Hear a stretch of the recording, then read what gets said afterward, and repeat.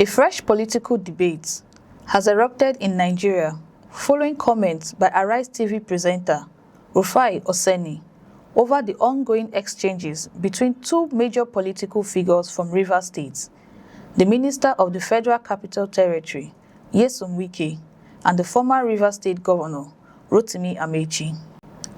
While the political rivalry between Wike and Amaechi has continued to attract national attention, el-rufai Oseni has offered a different perspective, arguing that the disagreement should not be presented as a fight involving the people of Rivers State.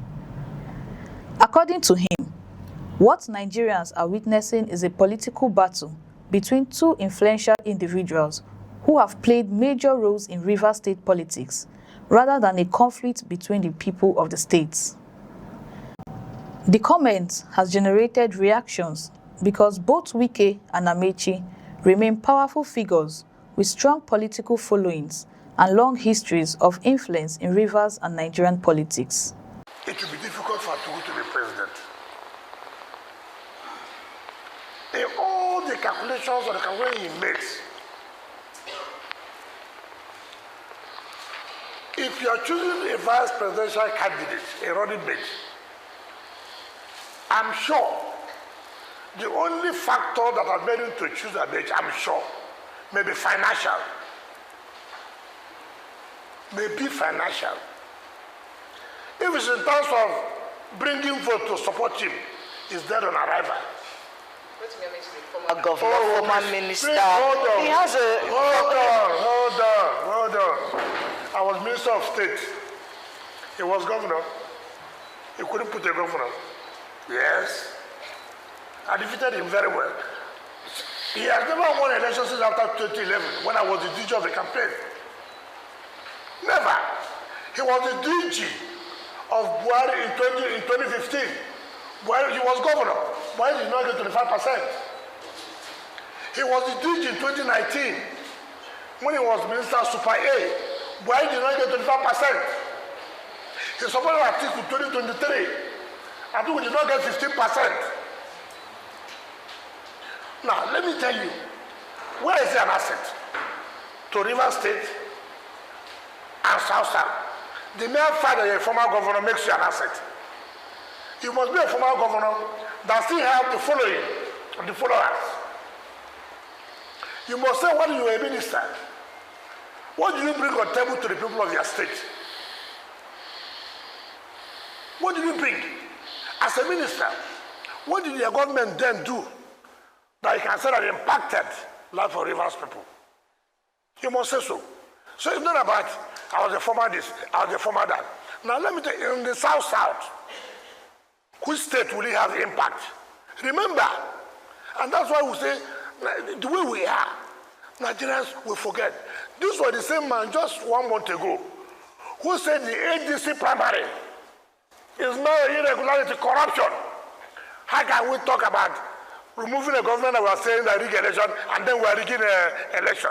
The same man that is benefiting from the corruption, from irregularities of the same system. And we don't talk, and that's one thing, when you, anytime you see, when we also, oh, you buy in. So that becomes an asset. A man who said this, that this thing is corrupt, that there's irregularities, it didn't go well. The same time now, you have accepted to be part of that irregularity. 2, when Jonathan was president, from the South Side, wanted to run for second term, Amaechi came out on national television and said he kicked him out not to be second. Now, a South Side person wanting to go for second term, you were proud, you kicked him out. Now, South Side will be happy he used to be vice president. I mean, you see, you think that people have forgotten. You came out to say it, I'm not the one who. Proudly, we kicked him out of the place. Kick their own brother out, not to do second term. They want them to kick you in to be vice president. What was his role? in the controversial removal of the former CJN, Onegen. You were proud that we had to remove Onegen from the South. What was his offense? This is the time the people of the South will ask you a question. Are you back? Mr. VP. Mr. VP, you are back. Now, look at Tinubu. If for nothing in reverse, that we can today no longer by sea, by road to go to Bonny. It's not about you come, you touch hand here, you come, you touch hand here. He came and said, look, this road has become so political road. The people of Rivers, if there's one thing I will do, you will not go by sea again to Bonny. Today, everybody now drives to Bonny. Go and see. He has not only ended, he has now extended it again. Never in the history of Rivers State, since 1999, of those who claim to be very close to president, have we had the kind of appointment we have had in Rivers State? Never. Some people were close to Obasanjo. Some people were close to Jonathan. Some people were close to Buhari. Let them come and tell Rivers people, what did we get?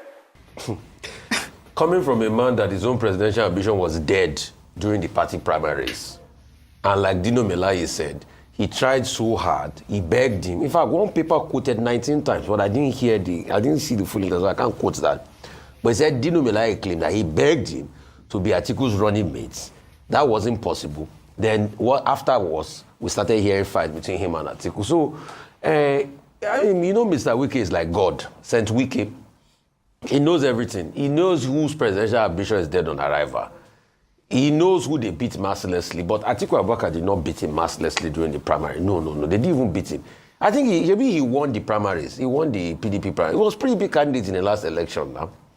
You see, our politicians forget that life is transient, and power, most importantly, is transient. It's but a fleeting time in life. For all of us in life, we are up here today, we are nowhere tomorrow. Today, there was a man that once said, PDP will rule for the next 60 years. The question is, where is Vincent Ogbula for today? I think politicians should focus on the lives of the people rather than the political grandstanding and calling the other person black when it doesn't suit them. At the same point, this was the same Mr. Wike that served under Amaechi's administration. We forget that in a hurry.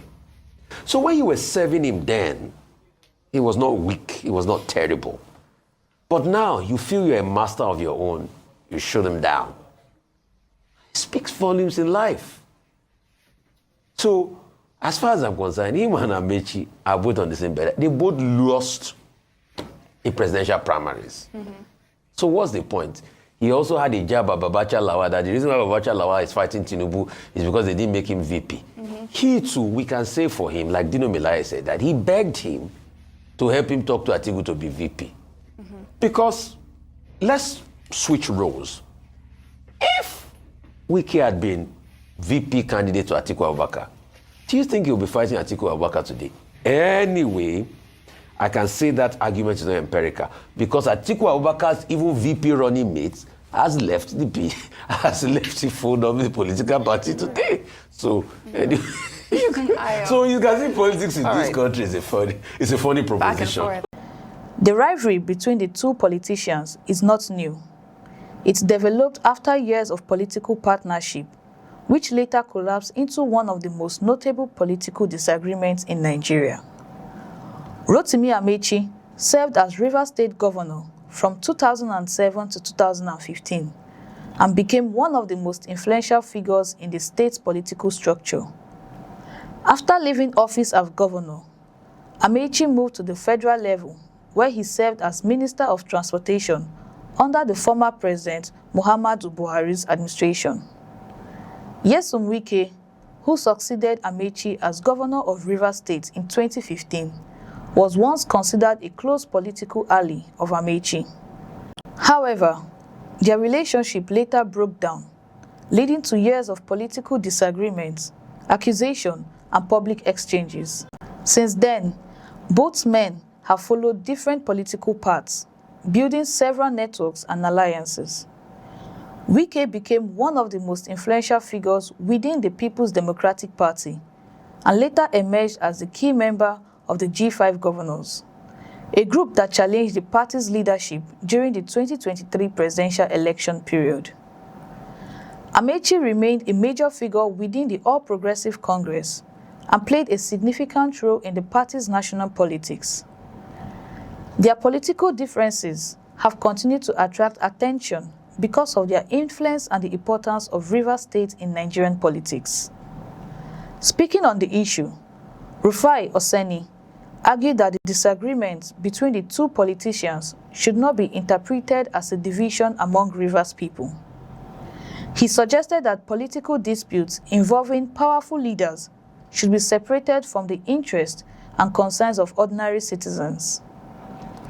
The argument is that while politicians may disagree over power, influence, and political direction, the people they represent are often more concerned about issues affecting their daily lives.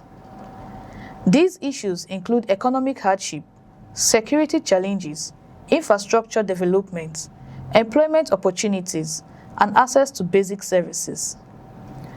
Political analysts have also warned that personal disagreements between two leaders can sometimes create unnecessary tension among supporters. They argue that citizens should avoid being drawn into political conflict that may not directly serve their interests.